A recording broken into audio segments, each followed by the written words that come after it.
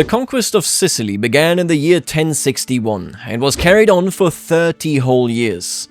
It was Roger Guiscard of House Hauteville that pacified the island step by step.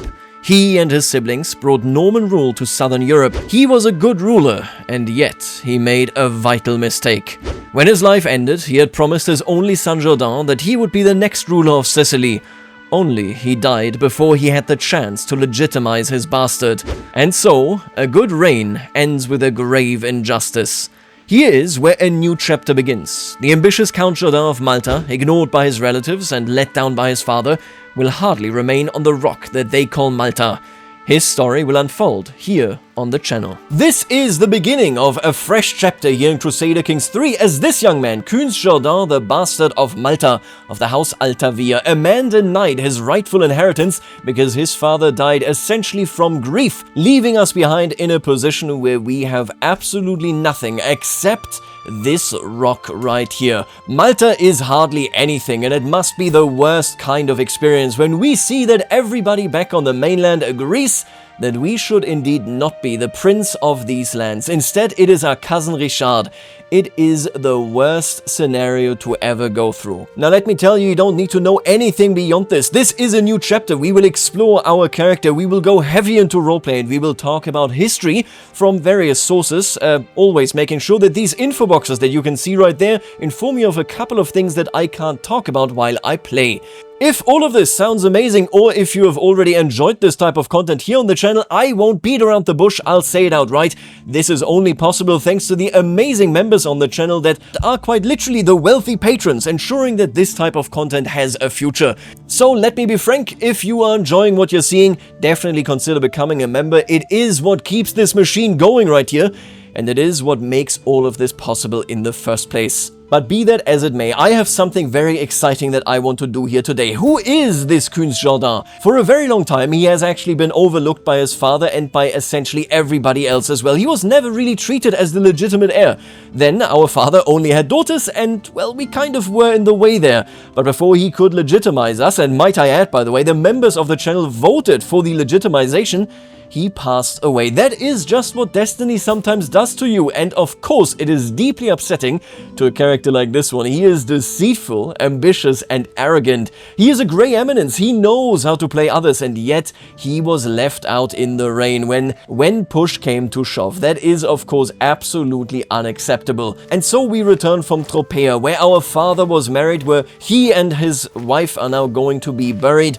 We were meant to be legitimized right here as well, and yet that never came for us. I think our route forward in that context is quite clear. We are meant for greatness, and we will not find it at a lonesome prison somewhere in the Mediterranean. The interesting element here is that, of course, historically, this is one of the main drivers of Norman and Norse expansion, or should I say, general expansion with inheritance practices, in which you sometimes just might get absolutely nothing. In fact, it was, of course, the Hauteville, so this family right here of Roger Guiscard, a historical character that pacified and conquered all of Sicily over a 30-year time period from 1061 to 1091, historically speaking. All of his brothers basically were getting absolutely nothing. You have to understand, Tancred de Hauteville here, their father, he was a small-time landowner in Normandy, and my god, he got busy, didn't he? Obviously, that meant that his children had to go out and venture for their very own fortune, and that is what they did right here in southern Sicily, ending, of course, with the foundation of the Kingdom of Sicily. And it will be a continued tradition with Count Jourdan right here not being happy with getting absolutely nothing, but basically what amounts to a governorship right here in Malta. Art imitates real life, doesn't it? So, we're going to head back, we're going to go to Malta, and then move on from there. Yeah, and there's the event telling us about a death at a funeral. How often do you actually experience it? That the character that is burying somebody dies at that very same event. I love that they do have an event for this one. Another reason to be bereaved has fallen upon us this day as our host Prince Roger of Calabria has ascended to the heaven. Though this does cut the current ceremonies short, it also indicates that there may be more funerals to come sooner than expected. How unfortunate. Yeah, he passed away from all that stress. I mean, my god. You should watch the previous season of this if you care for the details there, but his wife died a very gruesome death. Truly horrendous. Trailside Bond. While traversing a challenging path in Reggio de Calabre, I hear laughter behind. My Chancellor Nuradin and my suffragan Bishop Etienne are working together to cross a wide grassland-fed river. Nuradin, your idea to build a makeshift bridge was brilliant, exclaims Etienne. Nuradin replies with a chuckle, and your quick thinking with those long grasses tied it all together. It seems as if this obstacle has led to a new friendship. This is super cool, and it is directly in line with what I want to do with the baseline idea that I have for Jourdain. I don't plan too much in these playthroughs, but I am thinking that, well, I examined essentially his council, and you can see this right here as well. We are, of course, Catholic. We have a bishop. He is kind of scaly. Okay, interesting to see. We kind of feel neutral about them. You know, minus 23 isn't too negative. He loves us. Oh, we swayed him, I see, okay. But essentially, he is working together with an infidel, with Nuradin right here. And you have to understand, Malta, of course, is Ashari, which means they are very far removed from, you know, being good Christians. And then I looked at it, and it is most of our council. Look at that. They are all Ashari Siculo-Arabic. We have a pretty strong connection to them, which makes perfect sense as well. Our wife, let us introduce her real quick. She is zealous, ambitious, and paranoid. Well, she might not like the Muslims, however, her father was of course the ruler of Syracuse for some time. There he is, Eric, and he dealt with them as he needed to. The Arab-Berber population plays a big role, I think, in our family and also in our governance. I like that you have this ingenuity. I think that is amazing. We could speed this up as well, but you know what? Let them have this prestige. I was just watching them anyway. One thing that is always, I think, worth highlighting is that in the areas where you actually had historical kind of, you know, well, initially border frontiers that were hostile towards one another, they would also understand one another much, much better than, for example, a German would understand Tunisians. You had the same effect in Iberia, you had it, of course, over here in Asia Minor as well, and not last in Sicily. This was an incredibly multicultural area, as we can, of course, see with the Sicilian frontier struggle here as well. It is nice to see this, of course, kind of acted out. Now, let's take a look at what this is. At the center of Catane, are we visiting? Yeah, we are. Okay, the Church of Catane. There is a large church with everything else in the city settled around it. As soon as we enter the holy building, a man comes running over. My lord, you look like a man of means. Would you be willing to donate to our church? Scraping and bowing, he holds out his hand shamelessly. I see there's some minor work being done around the building, but it is not nearly enough to make up for all of the church's shortcomings. That is interesting. So he is Greek, and, well, if he had talked to my wife, but she is ruling in Malta, so she didn't come to this burial right here. If he had met my wife, she would have probably said, yes, I will give you the money. We have to build a new, strong Christianity here in Sicily. I think Jourdain looks at him as another pauper. He does not have any respect for this craven, chaste man. It seems it's time to move on, or, of course, a small donation. No, I will simply move on. Let's keep this in mind. Historically, of course, I think it is very fair to say that many rulers genuinely donated to the church because they believed that it would bring safety, that it would bring a good condition for the souls of, well, both their own and that of their dearest, so my wife, my son, for example, but also potentially my father. But I think I don't feel particularly blessed. You get absolutely nothing. My church doesn't mean anything to me. Now, I absolutely loathe this event. If you've ever watched a video on my channel, then you will know this. If I die, I die, okay? Get this event out of here. I wish they just deleted it from the game. And there we are, back home again. And this is when the time to make some decisions has come. Back in Malta, there's something that must become apparent to him. He is not liked on this island. This will not be the stronghold that will carry him further. He is no Stannis the Manus that can build up his power base from right here and all of a sudden return and take everything in Sicily that he thinks should rightfully be his. Do keep in mind, legitimately, he does not have claims to anything whatsoever. It was promised to him, much like, supposedly, Edward the Confessor did indeed, oh, and where is he? There he is, did indeed promise William the Conqueror all of England. But there's no report of this, nobody knows, or those that do know. I'm sure that Richard right here was filled into the news by the former Duke of all of Sicily. Well, they are keeping quiet. With that in mind, we are on hostile turf. You can even see this right here if we were to go into alliance negotiations. Look at that. They are not taking us seriously. Neither Prince Richard nor Robert. Look at that difference in military strength. They don't respect us. Not even the long-fallen Prince Robert the Fox.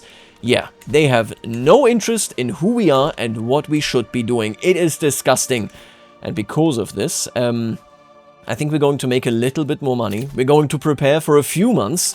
not too long, and then we're going to make our way away from all of these weasels, these stoats. You know, it's an interesting world. We're going to see the Crusades very soon, of course. We got a conqueror here in the Holy Roman Empire, and he has conquered. Look at that. He has claimed now, actually, the lands that belong to Robert the Fox. He is still the Prince of Kefalonia, but my god, yeah, the Holy Roman Empire is asserting itself. It has even taken Rome from the Pope himself. It's a very, very interesting situation here. Oh, and Queen's Edward of Bar right here is demanding that we send him Sicilian grain. Quite frankly, Edward, I will do it. He is of Salisbury, of course, and he will give me some money. I do like that. I like that a lot. Don't really care about the legitimacy or anything, but yeah, I mean, that is completely aligned with our goals here as well. Let's see. Oh, we lost legitimacy. Yeah, okay, I suppose they're saying you being an incredibly weak ruler, you're sending Sicilian grain to the people that are, well, supporting who is effectively a pretender right here, Richard. By the way, we have no way of actually getting back into the good graces. We are still part of House Altavia, but the way I see it essentially is that, yeah, unless we literally take over the world here, we are not going to lose this right there. This title will always be a part of Queen's-Jourdain. Now, this did bring us a lot of money, and I think that is exactly what I was waiting for. I didn't know that we were going to be asked this, but let's wait it out to a clear 300 right here, and then we're going to go the quarrel. My sister Fredesende has been quarreling with her sister Drottning Mathilde for days. Just now I can hear them arguing in the next room over. I will say family isn't my business. I quite frankly, I feel like Jourdain here thinks very little of family. He probably actually thinks a lot. And yeah, look at that. This is one of the most positive relationships that we have. If you look at our wife, you can think it's pretty dire between us. Our son, all we want to do is keep him from being treated the way that we were treated. And you know what? I think I'm going to lock it in as well. I'm going to say, Roger, we have to be conniving. And what a great name this is, by the way. So canonically, of course, our father Roger wanted to legitimize us. It is all the others that didn't want to do it. This name right here, yeah, you will carry onward a line that is rightfully ours. I like that. Little Roger is the closest to us, the same way that our father previously was the closest to us. And now's the time that we say goodbye to a realm that has faulted us. Now let me be clear on a meta level. I assume that at some point we are going to return, and I will tell you right now that being landless won't be something that we do for long, just because of how repetitive much of the gameplay loop is right there. However, I want to do it because this man, exploring other corners of the world, trying to understand them, especially with the mods that I've installed, I think that is worthwhile doing. We're going to see how this goes in general, but I'm very, very eager to kind of get out of this cramped Sicily and return at a later date. Let's hope that our family doesn't drive it against the wall. We had strong relations, of course, with Serbia. We have the impending Kaiser Heinrich IV, who is currently adding all of France to the Holy Roman Empire. He might be able to claim Universal Empire, quite frankly, but, you know, enough about that, because this isn't a tale about him, this is a tale about us. I will become an adventurer, since we are doing it voluntarily. I will be gaining prestige, and I will be moving onwards. I am not spending my life in service of a false heir. At last, I will cast off the trappings, petty responsibilities, and daily drudgery of my life in Malta and pitch camp in the open grasslands. I am joined by my most trusted servants and followers, with varying degrees of enthusiasm for their new lives in the wilds. Let's take a look at our title here, the Noble Key. Oh, I like this. He essentially is looking indeed for how to gain his success, for how to open the door to greatness. The Noble Key, I like that. That is a great name right there. And we're making our way now indeed to North Africa, which is important. Let me just bring this up right here. North Africa is in a deeply difficult space, and I will have to go for heralding right here. We will switch probably towards Marshal afterwards. I think the way where he's standing right now, basically, I don't think he cares that much about running things. He wants the reputation of somebody. And so this right here definitely fits it. Stalwart leader, I think courtship, promising prospects. He doesn't feel too strongly about his wife, and he is not a person that, you know, basically gives a lot of trust to other people. So maybe we're even going to go for all of these benefits right here. The way I see him right now is that he is headed to North Africa because at the very least he understands that there are none over there that favor, you know, his family, much like it was in Malta right there. Oh, and look at this little flag. I never even noticed this. That is genuinely amazing. But what you should also know is that historically, North Africa is actually in an incredibly interesting period of its history. And most notably, I have turned on the North African actual, you know, steppe region. I've turned on the Arab steppe region as well, for what it's worth, and the Finnish one.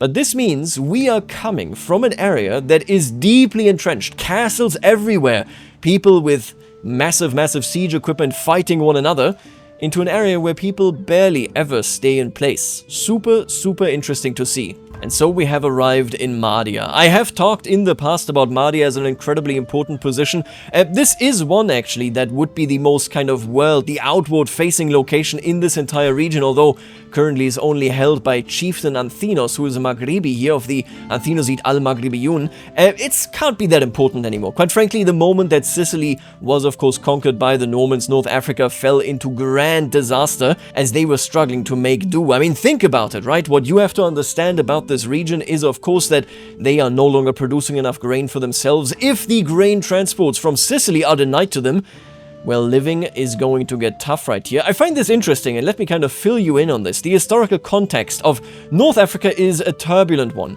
For one, of course, North Africa was incredibly important initially under the Fatimid dynasty.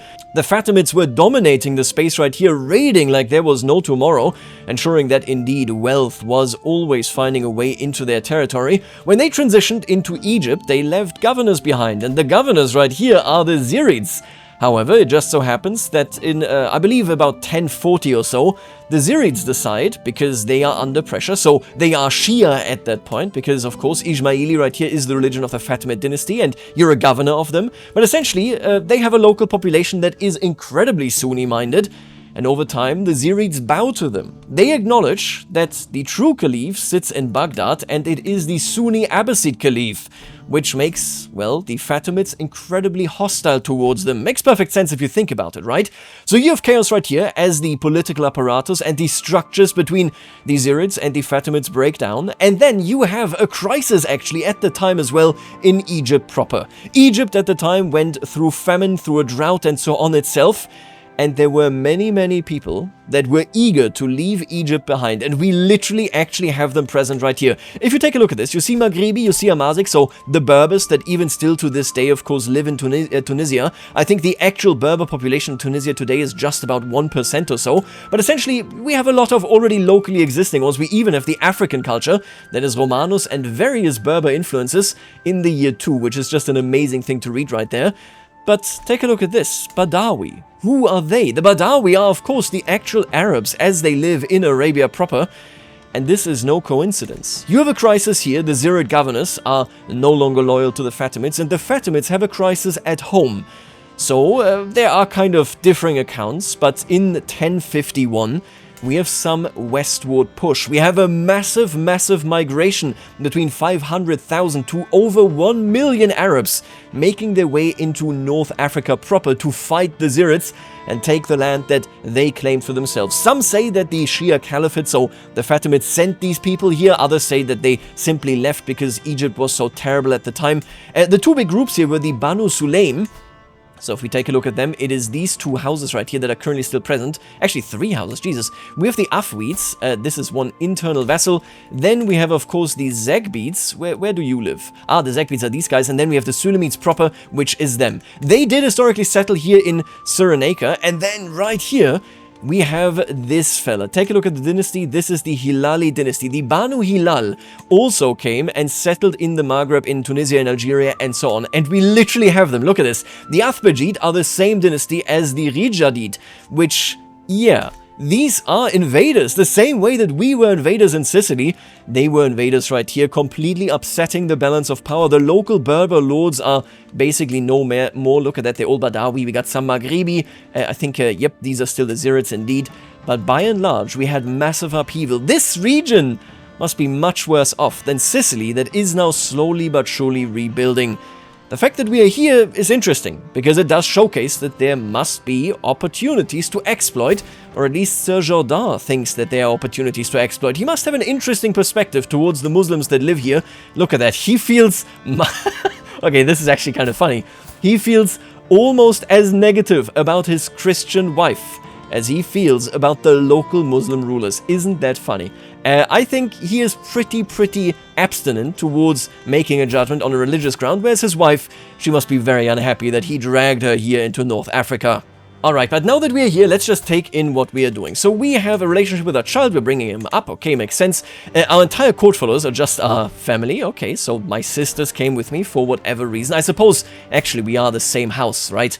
None of us got any titles, alright, that is unfortunate, it is what it is. Now that we are here, I would like to learn Arabic. I think that would be a great idea. He really hates me, you know that? Is there anybody that doesn't really hate me? I guess him, Chieftain Anthinos. Here's Maghribi. We don't happen to have...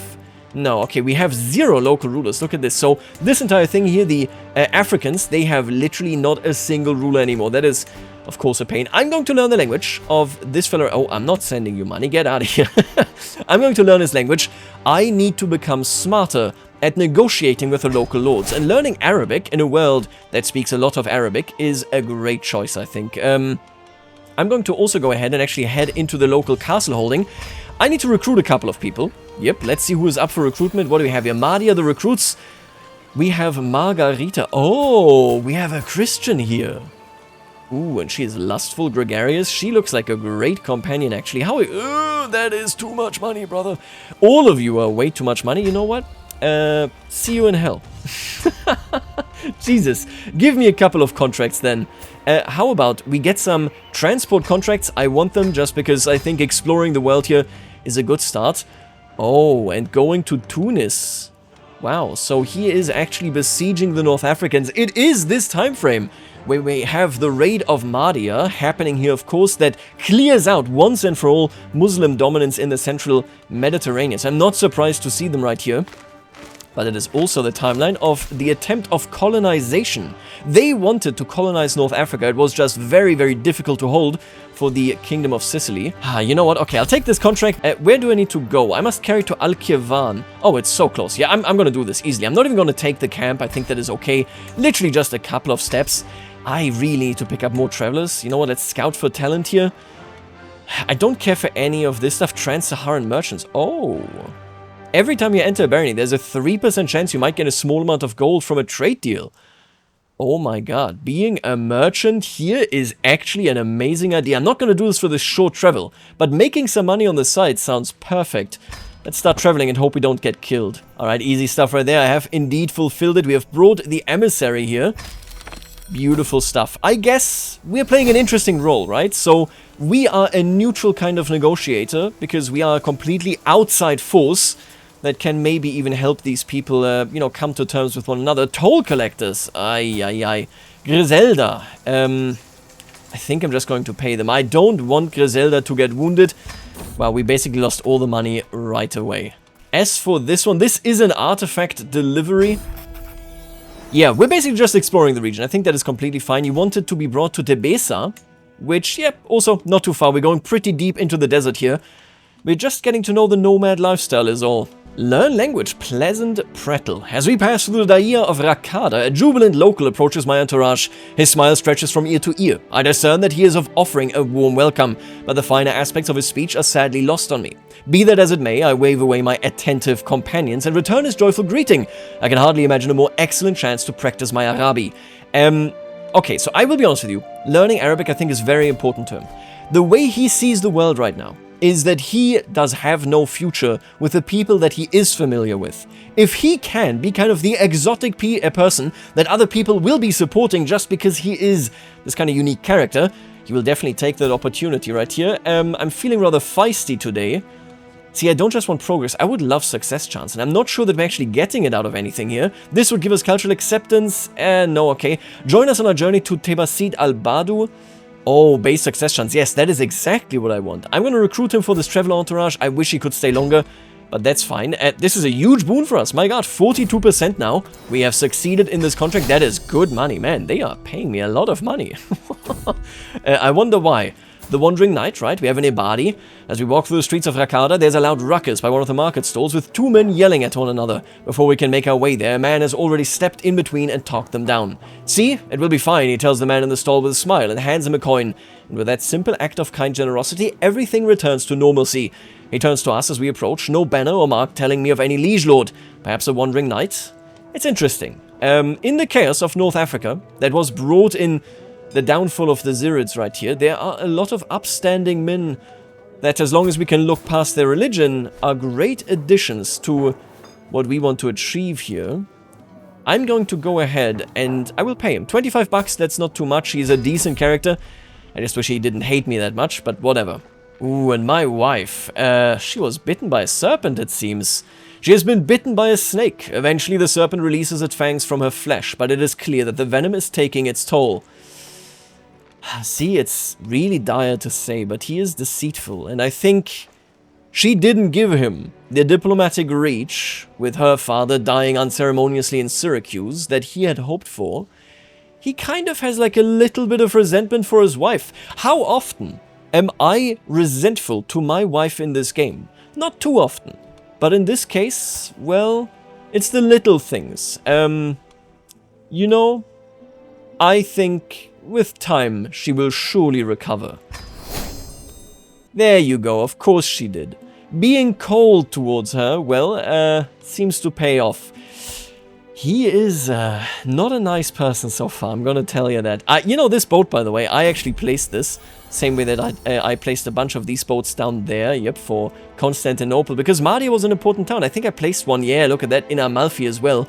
As unimportant Amalfi is in these parts. But I like this. It indicates where there is an important trade port, or at least should be. See, now this is one of these events just to like bring this really home to you. It doesn't matter. This event does not matter. I'm just gonna click anything. It's not a canon event, okay? Don't worry about it too much. I'm not gonna spam you with the random travel events and the random landless events because they just don't matter.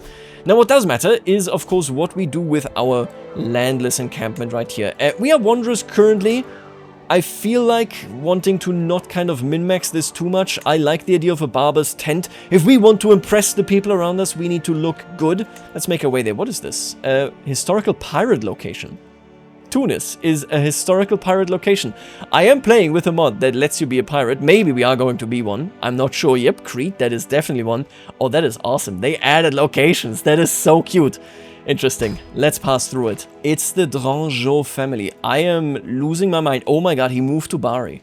I wish this young man. So, if you didn't watch any of the previous videos, by the way, which I would recommend, they are very good and entertaining, but, you know, I mean, what else would I be telling you? These people were ousted, and I supported them with everything that I could, and they never made anything of themselves. Nonetheless, I would accept the alliance. You are displaced the same way that I am. It isn't fair exactly. Now anyway, let's go for this one right here. Let's execute this. I failed. Would you care to explain what this is? He storms into my tent, throwing a red-soaked handkerchief over my table. The guards found it while patrolling the woods, and it has an emblem that I suppose you'll find familiar. Now I have to deal with agitated courtiers and broken-hearted officers.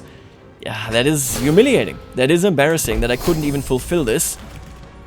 Do I want to get high? I don't think so. I think he's going to be a very stressed man, as ambitious as he is. And by the way, first of all, a cousin was slain in Battle of Tarente right here. In what battles are you guys engaging in? Defending in a frontier raid. Yeah, so my family is now openly infighting. I am not surprised. And he is dead. The devil is finally dead. Robert the Fox in this world was a dastardly excommunicated murderer. Truly a horrible, horrible man. He had a very, very dire life. His wife was slain in battle.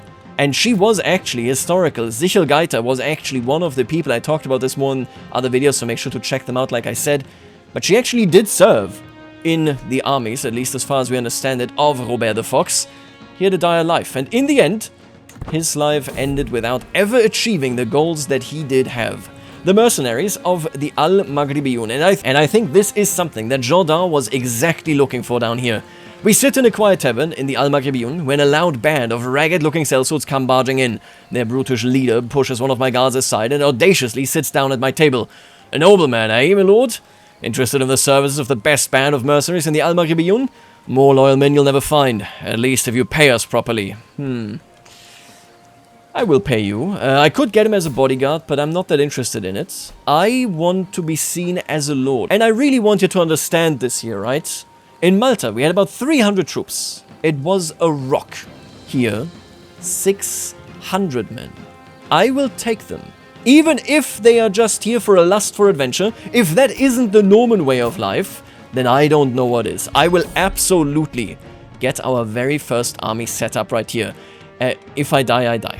It's, you know, I hate that event. It is what it is. Man, this is actually proceeding incredibly quickly. We barely have passed any time, and now look at it already. 600 men at our disposal.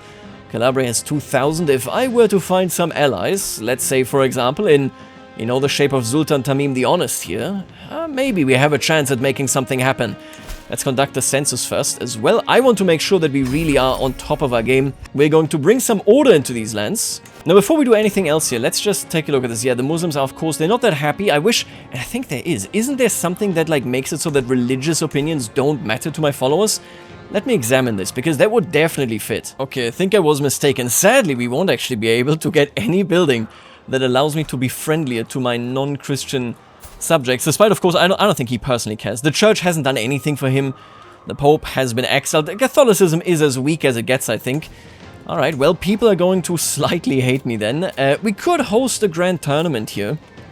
And I might really do this. He really doesn't want to give me too much money. Having a grand tournament down here sounds odd. You know what? Actually, let's not do it. I would much rather have a feast. I think that is a good idea. We're going to sit down. We're going to make sure that we... Ooh, 18 bucks. I'll take it. We're going to sit down. We're going to make sure that we get some maybe prestige out of this. You know, some entertainment. We are out here in the wilderness, but that doesn't need to mean that this is a genuinely horrendous location. Okay, you know, it's interesting to note that, like, down here, there's not a lot going on in terms of warfare. The nomads are generally being pretty quiet. Oh, we do have a war here for tributary reasons, and I think they are...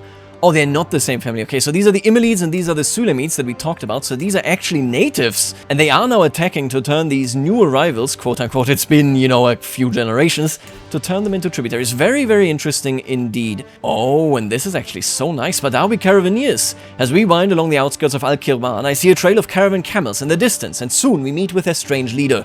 Good evening to you, worthy friend. Come in. Come in. I promise you that what I have in my stall, like Ifriqiya herself, are for far more than they seem. Oh, that is interesting. We are actually getting, like, really, we get to know Africa from a different angle that I think the Sicilians would never know. They come here to raid. We have talked to these people, haven't we? Oh my god, and he has become the king of Sicily. He has become the king of Sicily.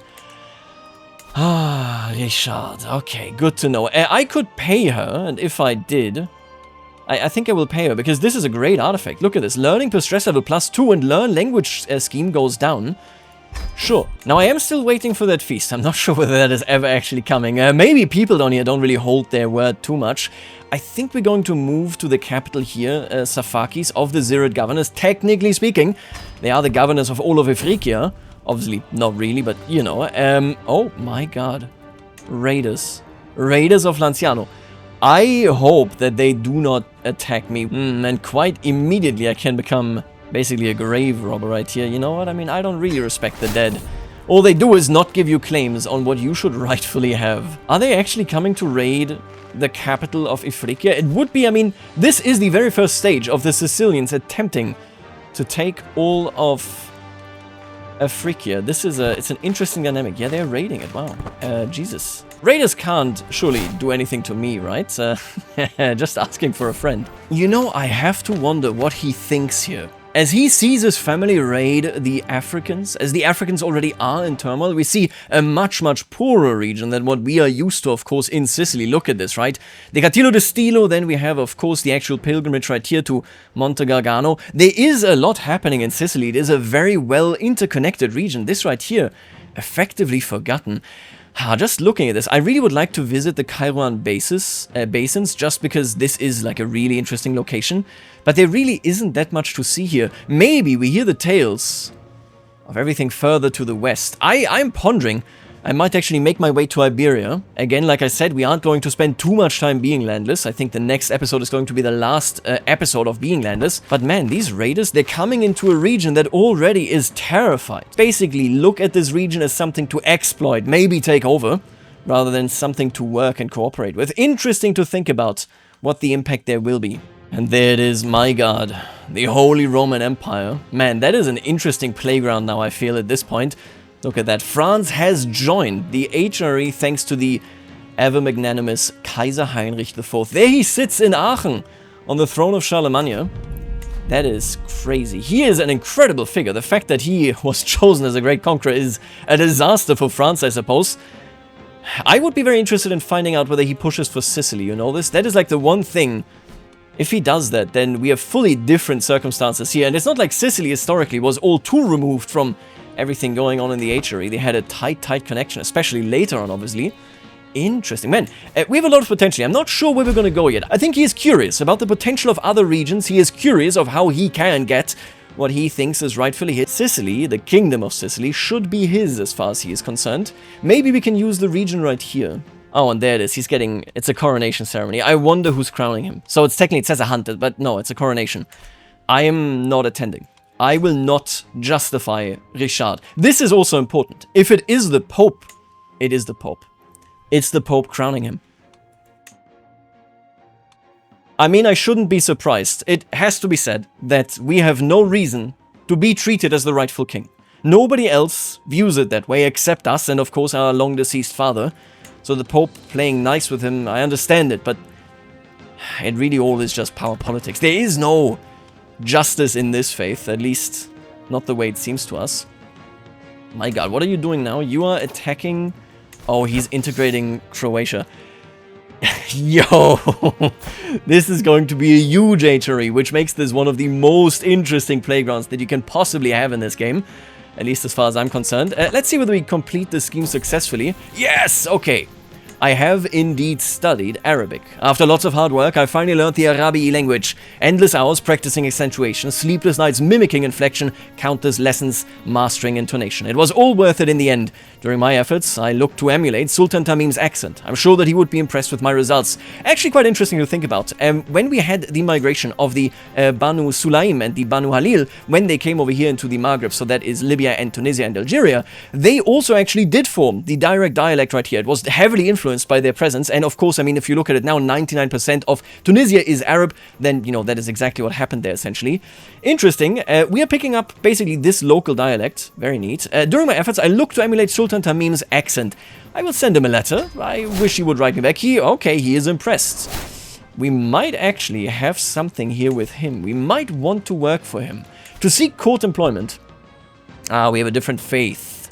Right, so the different faith will basically be an issue for us, unless I get a hook on him, maybe. That is interesting. I'm going to keep him in mind, but we have a good relationship with the Arabs. We have seen them suffer, while, of course, in Palermo, they are celebrating like there is no tomorrow. We're going to end it right here. This was just the introductory video, of course, at the end of the day. Folks, I am going to leave you right here. Make sure that you become a channel member if you want to support this type of historical roleplay content. For now, I will see you later, Alligator.